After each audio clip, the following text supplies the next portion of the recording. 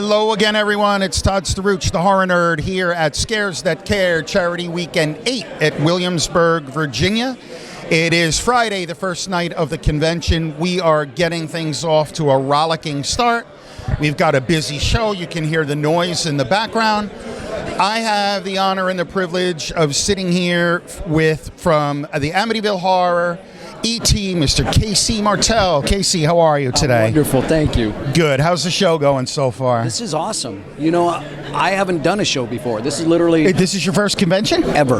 Really? I have not done any publicity or anything for 35 years, and I came out of my cave for this moment. So fantastic. This is, it's been a great way to break in. Everybody's been really friendly and having a great time so far. Thank you. I'm glad to hear that. It's a show that's near and dear to my heart, and I love it, and we're happy to have you here. Thank you. It's a wonderful honor, and the reason for the show is what got me to come out. So listen, you know, being your first show, it's great that you're here. Thank you. All right. 40th anniversary of E.T. We did it. Right?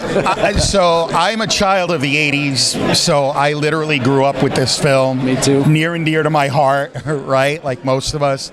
I always love to ask this question, but now you were a child actor when you were making it. Did you have any idea that it was going to become part of pop American culture, really, the way that it has? No.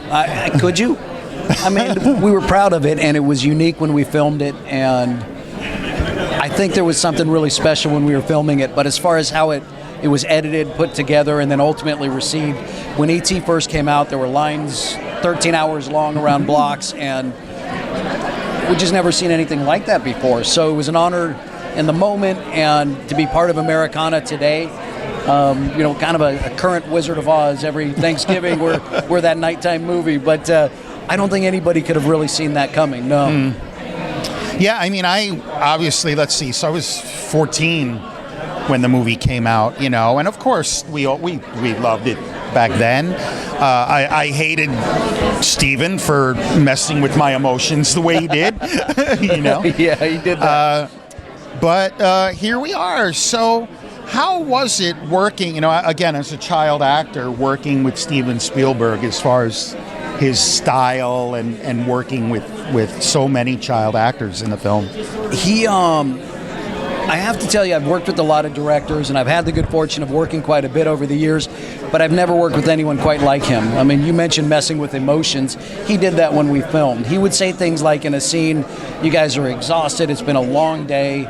Say your lines, but just wish you didn't have to be here." And then the next take would be, "You guys drank so much Coca-Cola, you are on fire. Give me more energy. I don't care if you screw up your lines. I just want to focus on energy." And he would do that across the board, and in the end, he'd have those highs and lows in every scene.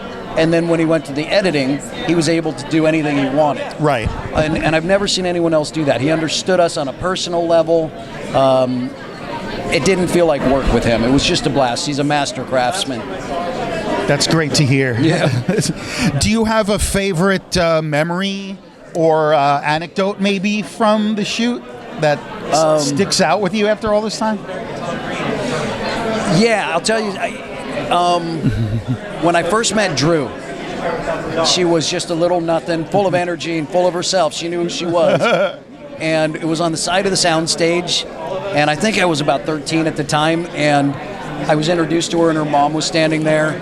And as I was walking away, Drew said, "Oh, Mommy, I think I love him." Now, I didn't have any romantic thoughts at the time, but it was kind of cool to think she thought I was cool like that, and she's going to be my sidekick for this shoot.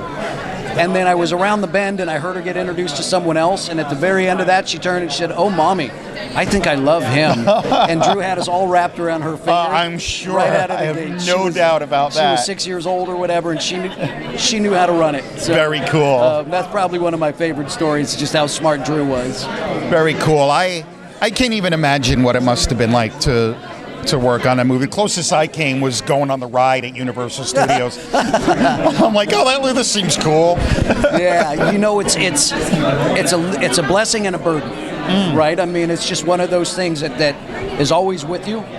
But it was made so well, and so many people like yourself have such nice things to say about it, that It's part of who I am now. It's something I did at 13, and it's still with me today at 54. That's great. Yeah. I look 54. We're the same age. That's How about it. that? That's it. So let's talk about Amityville Horror for a second, because Sure. another iconic movie, right? Yeah. It's part of horror lore, and you're at a horror convention. Right.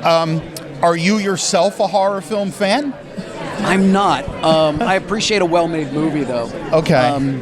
In fact, something that was kind of cool with Amityville is we made that, and then we did E.T., and at the time, I was in the highest-grossing independent horror film ever made, and then the studio-backed E.T., the highest-grossing ever made.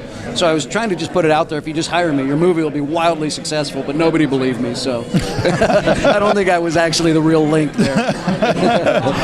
Fantastic. So what are you up to these days? So I left the industry at about age 18. Okay. And I hung on a little bit. There was a TV show called Growing Pains I did. Okay, sure. And I did that for 7 or 8 years. And when it ended, I didn't want to end up on MTV, Where Are They Now, or Celebrity Drug Rehab. I left on my terms. And, Good for you. I learned a lot of things since then. I got into business. I was a therapist for 14 years. And now I have a wealth management firm I run. And got 2 great boys and a beautiful wife, and just kind of integrated, and I can go out to dinner and not be recognized, and kind of got my own life again. So Good for you. Yeah. I always am fascinated by that, because I talk to a lot of people. Some of them stay in the business. Some of them go on to lead quote-unquote normal lives, like they go into some other line of work. Sure. So yeah, it's something to walk away on your terms and to not wait until you're just officially not wanted anymore. yeah, I get it. I was one of those people that was very fortunate to work, but I wasn't dependent on the industry for money because I was just a kid, or for my ego or self-esteem. If I got stuff, great. If I was free to shoot, I would work, but beyond that, it was never really tied to who I was. I was okay with it. So I always appreciated having a private life and a family. Fantastic. Yeah, thank you. KC, before I let you go, do you have any final messages to the fans out there? Anything you want to tell them about Scares That Care, Yeah. or anything you'd like to share with us? There is. You know, if you don't know what Scares That Cares is about, do some research. It's an amazing cause. And if you don't believe me, I haven't done any publicity for over 35 years, and I'm here today because of it. So it's one of those things people should know about, and it's impossible not to get behind. So, yeah, that's what I want to make sure they know. Fantastic. KC, thank you so Thank you, much for Todd. a few Appreciate minutes it. of your time. I truly appreciate it. And again, we're happy to have you. It's your first convention, it and is. we're proud that you chose ours. Thanks very to much. be here. Appreciate it. So, KC Martel, everybody here at Scares That Care Charity Weekend 8 in Williamsburg, Virginia. This is Todd Staruch, the Horror Nerd, signing off. We will see all of you in the next interview.